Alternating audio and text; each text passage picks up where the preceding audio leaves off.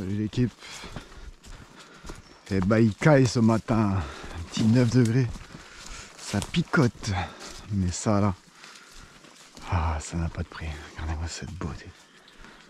Oh là là, c'est toujours aussi beau ici.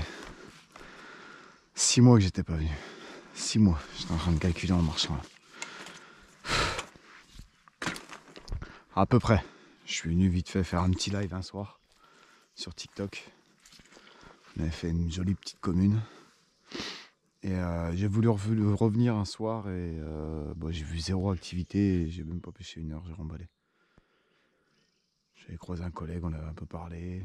Donc déjà j'avais perdu pas mal de temps et après c'est pas mon truc les pêches du soir. Pas mieux que le matin comme ça. Avec la petite brume, parce que l'eau elle est chaude. Ah, on va mouiller la patte. C'est parti pour une petite pêche de spécimen. J'ai 2-3 spots en tête. Les spots où je vois régulièrement du poisson. Parce que c'est pas parce que je pêche pas que je n'y passe pas. C'est mon plan d'eau de cœur. C'est la maison ici. J'avais décidé de laisser un peu les poissons tranquilles. Et avec l'objectif silure aussi cette année, j'ai pas trop le temps de pêcher beaucoup la carpe. Il y a l'autre plan d'eau où j'ai les grosses affaires là, qui me chagrinent un peu. Donc c'est pareil, ça me prend pas mal de temps. Dès que j'ai du temps, je vais là-bas. Mais là, aujourd'hui, c'est ici que ça se passe. Et ça va être du sale, je le sens. Les conditions là, c'est tout ce que j'aime. Hop, on va tester la nouvelle patte. Enfin, j'avais déjà fait un poisson du coup il y a 5-6 mois là ici. Ouais, 6 mois. Avec cette patte là. Ça tape super bien partout, il n'y a aucun problème. Hop, je l'ai encore fait quelques modifications sur la recette. Je vais finir ça avant d'attaquer vraiment les pattes éco. J'ai commencé à y toucher aussi. J'ai mis mon nez un peu partout. Mais celle-là, faut que je la termine. La gamme Prestige, les gars. La RJB Prestige. Je mets tout mon savoir dans cette patte. J'essaie de faire le summum du summum. Bon, par contre, le summum du summum, le prix, ce sera pas le même. Heureusement que juste derrière, j'ai préparé les nouvelles pâtes éco. Parce que là, sinon, vous allez pleurer vu le tarif. Personnellement, je ne l'ai pas calculé encore le tarif. Mais je me suis dit zéro limite. J'en ai parlé avec pas mal de monde. Ils m'ont dit, vas-y, fais-le. J'ai dit, attention le prix. Hein. Chez moi, au pire, si ça se vend pas, ce sera toujours pour moi, il n'y a pas de problème. Ah, il y avait 2 lignes en fait sur ce temps-là. C'est bordel. Tout est emmêlé. Enfin bref, ouais. On va retester la Prestige ici. Je doute même pas des résultats. Je démêle tout ça. Je suis en train de faire un paquet de nœuds en même temps que je parle. Et ensuite, on se retrouve en pêche sur le premier spot. Et c'est parti à toutes. Ah, voilà l'équipe, ça y est. Oh, trop bien. Trop bien. C'est juste magnifique. Par contre, il va vraiment pas falloir bouger. Je suis juste remonté chercher ma thermo de café. C'est juste... je vois pas de différence entre l'eau et l'extérieur, avec les polarisantes en tout cas. L'eau elle est claire, mais un truc de malade. C'est violent. C'est trop beau à voir par contre, on voit vraiment tout sur le fond. Je vois mon moindre petit pelet, je le vois. Je vois absolument tout. Donc là ça va, moi je suis caché, il n'y a pas de problème. Mais il va falloir être très discret, éviter les mouvements. Comme bien souvent, mais là encore plus. Donc plus qu'un beau poisson là. Et là ma matinée sera refaite. Un bon dimanche matin. Allez, on croise les doigts les gars.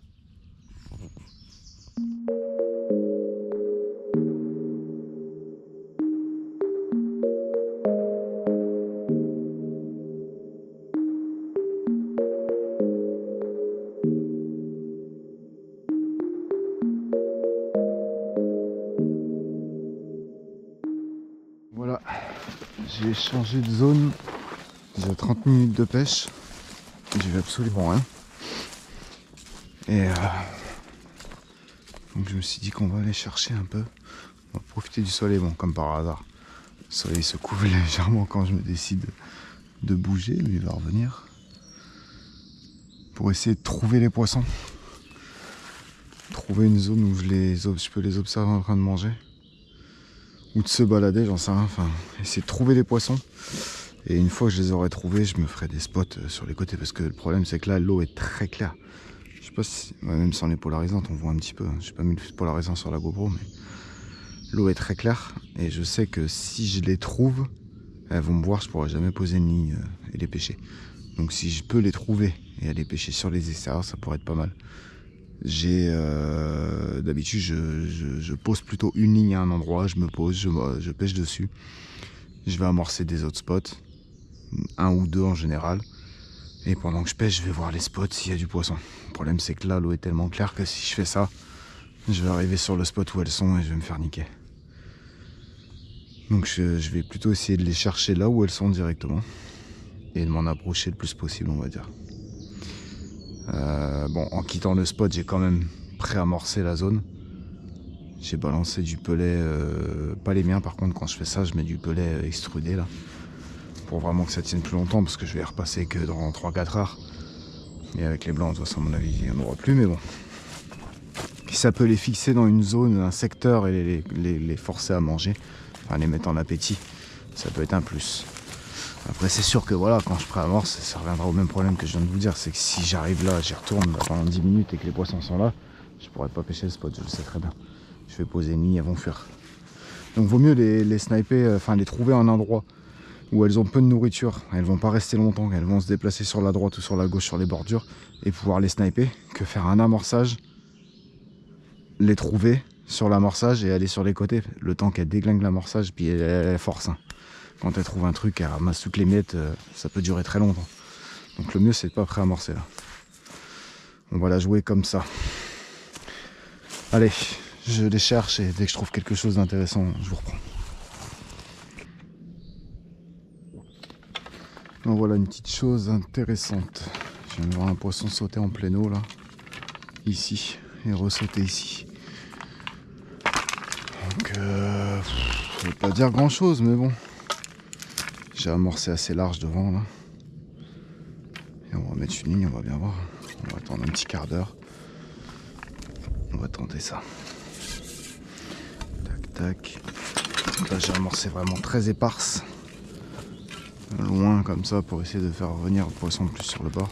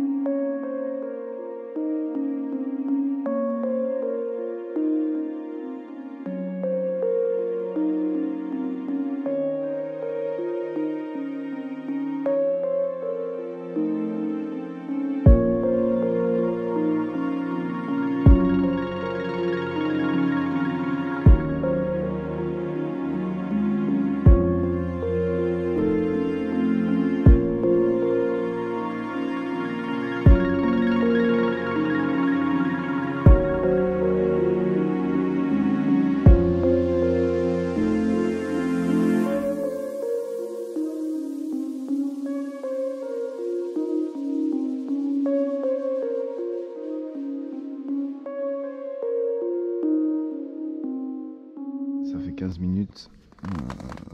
Ouais, 15 minutes 23. Je viens de regarder, il n'y a rien. Ça n'a pas bougé. Bon, c'était vraiment un coup de poker, on sait jamais. On va continuer. Allez, c'est reparti. Bon bah voilà les gars, je viens de me poser. Ça fait déjà 6 minutes. J'avais oublié de lancer la caméra. J'étais posé, je dis oh, attends, j'ai oublié. Donc ouais, j'ai trouvé très peu d'activité. Uniquement le peu d'activité que j'ai eu, c'est uniquement en pleine eau. Et c'était dans des fonds vaseux, j'ai vu quelques grosses fouilles. Sinon rien, sur les bordures que dalle. Je pense qu'il faut que j'attende que le soleil tourne. La berge va passer à l'ombre, ça ira beaucoup mieux. Ce sera plus discret et plus attractif pour les poissons. Ils aiment bien venir s'y poser là, dès que la luminosité elle arrive. Enfin l'ombre arrive. Putain, je le vois du coin de l'œil. C'est le seul truc que j'ai vu, c'est ça. Grosse bébête. Ça me déprime. Je sais pas si je dois en rire ou déprimer. Ça me Il y en a qui ont dû venir se baigner là et ils ont fait les cons, ils ont laissé ça. Voilà. Et puis il repart d'un seul coup et moindre petit courant d'air, le truc il se balade. C'est un perroquet. Je croyais que c'était une licorne de loin. Putain. Bref, voilà la seule activité que j'ai trouvée. Bon, plus sérieusement, du coup j'ai décidé de me poser sur ce spot, je l'ai amorcé. Assez en longueur, parce que là-bas je sais qu'il y a des zones vaseuses, donc je me suis dit si elles sont dans les fonds vaseux, je vais essayer de me rapprocher d'un fond vaseux et de les faire venir, en fait de les détourner. Après je sais qu'il y a quelques belles sédentaires qui traînent dans le secteur, je me dis bon, on ne sait jamais, j'en ai jamais fait ici. Et bon, par contre c'est l'avantage de connaître le fond de mon plan d'eau. Je sais un peu ce qu'il y a un peu partout, les profondeurs, les fonds vaseux, les fonds propres. Donc ça c'est du boulot qui a été fait en amont. Bref, on fait une petite sieste. Ouais, non, franchement je pourrais faire juste une sieste. Wow.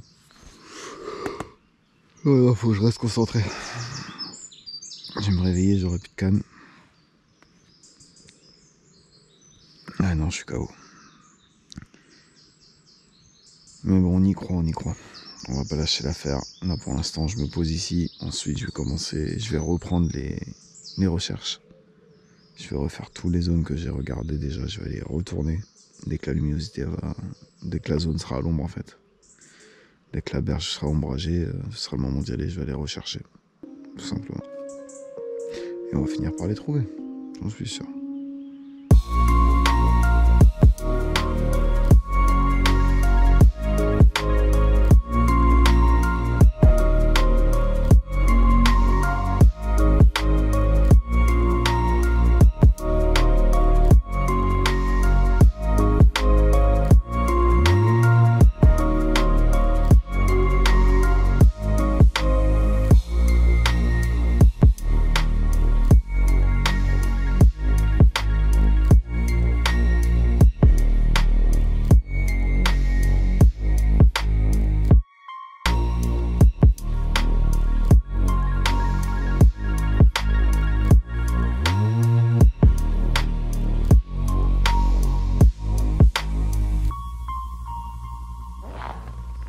Bon bah voilà, hein. Une demi-heure, je commence à avoir des touches de blanc. Mais rien de fou, putain, mais elles sont où? C'est un truc de malade.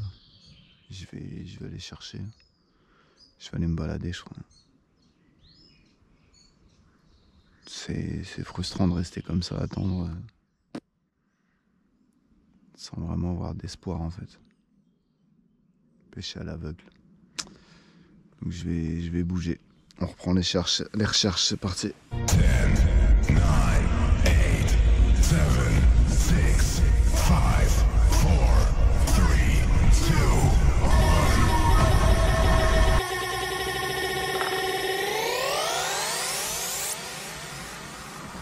1. Oh putain. C'est la merde.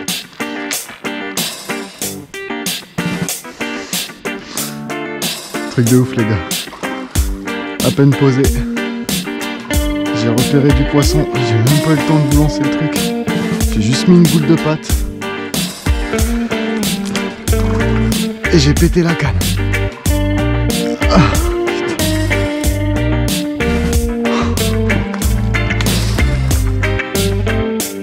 oh la boulette. Faut que ça tienne, faut que ça tienne. Ah. Petite coco.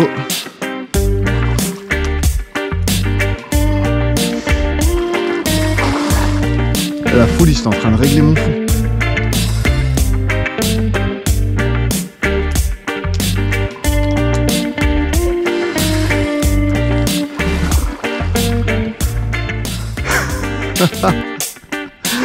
Ah, j'en rigole, mais c'est pas drôle.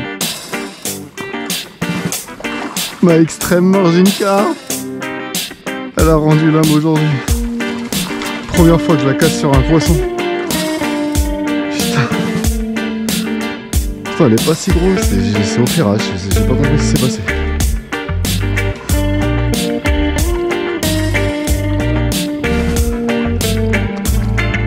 Fiche quand même, c'est bon ça. Oh putain, mais il s'est passé quoi? J'ai jamais vu ça. Ah, et puis bien cassé hein. Waouh. Le kit encore. Je l'ai cassé la dernière fois dans l'arbre, c'est peut-être ça hein. Parce que depuis j'ai pas repêché avec. Fait chier, encore un élément à changer. Mais ouais, c'est pas... Ça a cassé au ferrage, donc bon. Bon bah poisson et fin de pêche.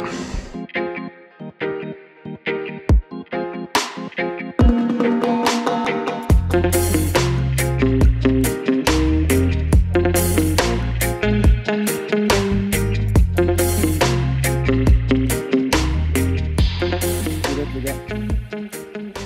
Voilà la petite commune, bien taillée. Une belle palme à l'arrière, un corps tout rond. Un poisson énorme qui fait vraiment plaisir. Un beau poisson sauvage. Au top. Allez, on va aller faire remettre. Hop là.